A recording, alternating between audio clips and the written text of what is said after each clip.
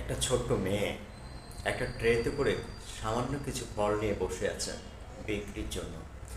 একজন ক্রেতা সেখান দিয়ে যাচ্ছিল, তাকে একটা ফল দেখায়, সে ইগনোর করে চলে যায়।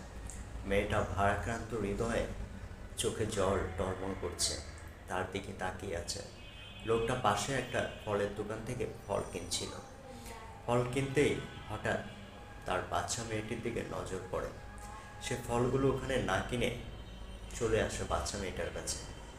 বাচ্চা মেয়েটার কাছে এসে সে ফলের দাম জানতে চায়। মেয়েটা ফলের দাম বলে। ভদ্রলোক মেয়েটার কাছ থেকে সবগুলো ফল কিনে নেয়।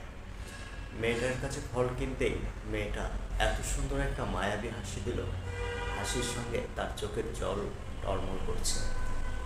মেয়েটি বুঝতে পারছে এই ফলগুলো বিক্রি করতে পারলে হয়তো তার সংসারের জন্য কিছু কিনে নিয়ে যেতে পারবে, যেটা তার সংসারের খরচ বহন করবে। সত্যি ভাই, ভিডিওটা অসাধারণ।